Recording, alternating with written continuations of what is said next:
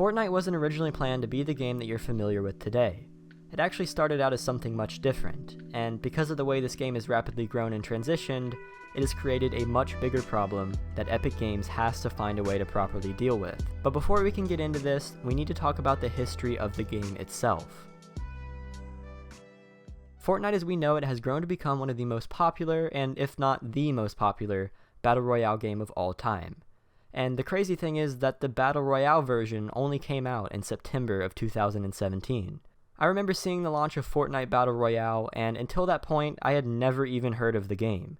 I instantly thought, oh, another Battle Royale game that we don't want and we don't need. How exciting. But turns out Fortnite was originally planned to be something much different, and it was announced all the way back in 2011. Hey, put the camera down, man. It's showtime. All right, clear!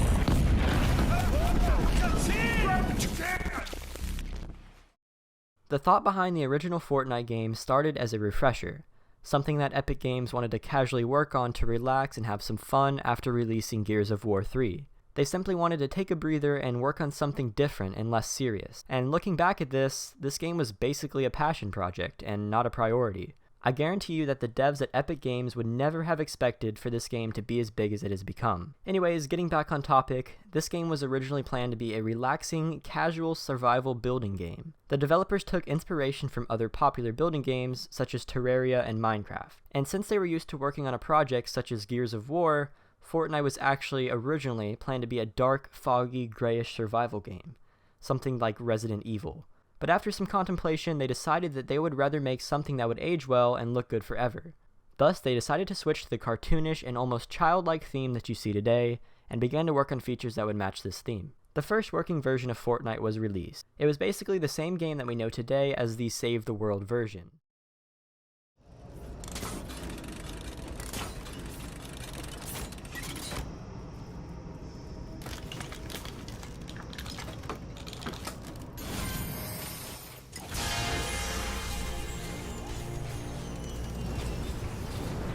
Now build defenses around the power collector, because enemies will attack it when you activate it. The goal of the game was to scavenge, and when night falls, to fortify a base to defend a horde of monsters that attacked and tried to kill you. As the studio originally said, the shooting mechanism is in the game, but it's really not what the game's all about.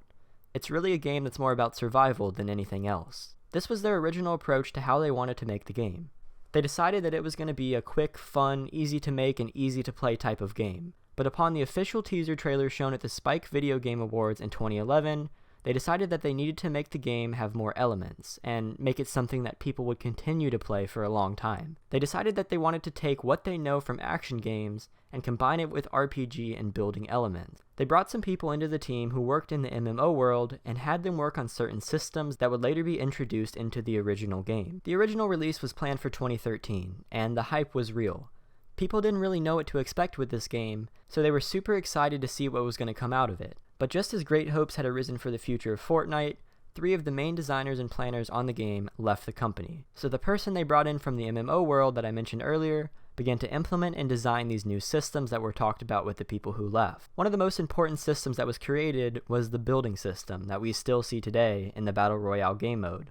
Being able to quickly hop around and build without having to actually stand there or work on the building itself was and still is a feature that makes Fortnite so enjoyable. Just imagine trying to play the game where you had to manually grab logs and bring them over to build. That would be absolutely ridiculous. But anyways, because of the departure of the team members, the Fortnite development track hit some speed bumps, which completely delayed the process drastically. Because of this, in November of 2013, Epic announced that the game was not going to be able to launch in that year. While this is always an issue for game developers, Epic did a great job of keeping the hype going. In a 2014 issue of Game Informer, the developers mentioned that they still did not have a release date, but they did confirm that the game would be free to play upon release. By mid-2014, the game had become a working prototype. Epic Games estimated that the game would still take at least another 3 years to complete, which is much later than the original estimated release date in 2013. In later 2014 and early 2015, there were, however, 2 closed alpha tests for the game. The tests went well, and after ironing out the issues that were exposed during these tests,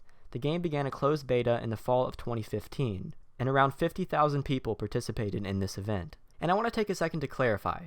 We're still referring to the Save the World type version of the game. We aren't talking about Battle Royale. Save the World was the original plan for the game, and Battle Royale would come much later. Now, fast forwarding a few years, the game was set for a full release in 2018.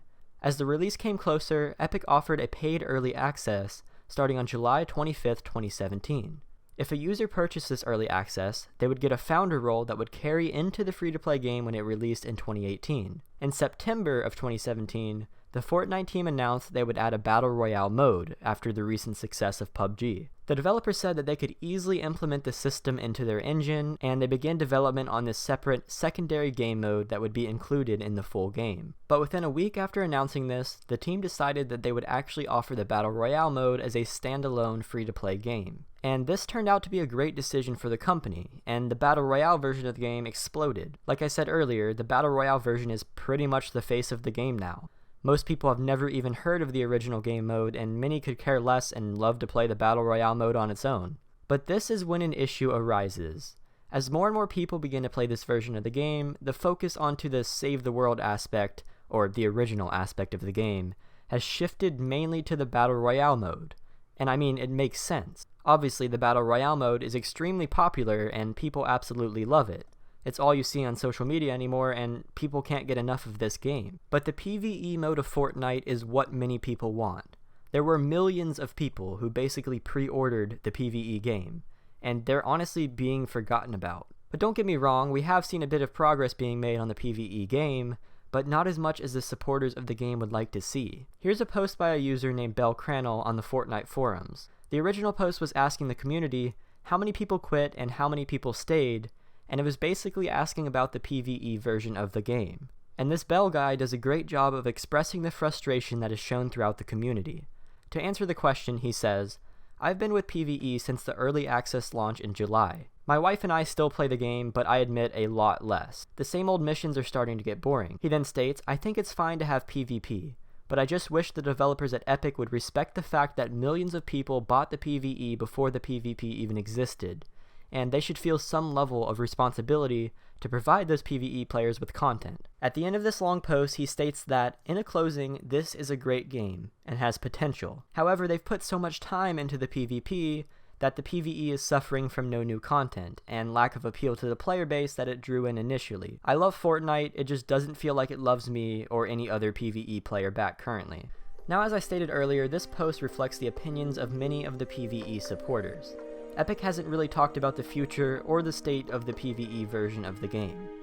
They need to make sure that they don't forget about this part of the game, because many people are hoping that they make something great about it. People are upset that the free-to-play game is getting more attention than the paid version, and if something doesn't happen soon, people are going to feel cheated out for what they paid for. And things aren't necessarily getting any better. Epic just announced a mobile version of Fortnite Battle Royale, something that absolutely nobody wanted or needed. And honestly, I feel like the resources are going to be shifting even further. You know, as more and more people play the PvP game, more and more of their company is going to be focused on maintaining and updating this game to keep the players happy and make some money. Again, this business model is completely understandable. Companies aren't made for the people. Companies are made to make money. If somebody said, "Oh, I do this because I enjoy it," ask them if they would still do it if they didn't get a paycheck. That's not always the case, but it's a good example to basically look at it like that. But the simple fact about this whole rant is that millions of people are wanting something that is just being forgotten about and neglected. Like, for example, if you take a look at the Fortnite Twitter, most of their posts are about Battle Royale. So honestly, the problem is still avoidable at this point, but if Epic lets this go on too much longer, people are going to begin to lose hope. The Battle Royale game is honestly at a great place right now, a place in which they can leave it for a little bit and people will still play the game.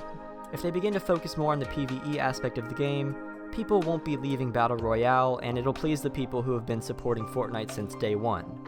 So honestly, it's a win-win.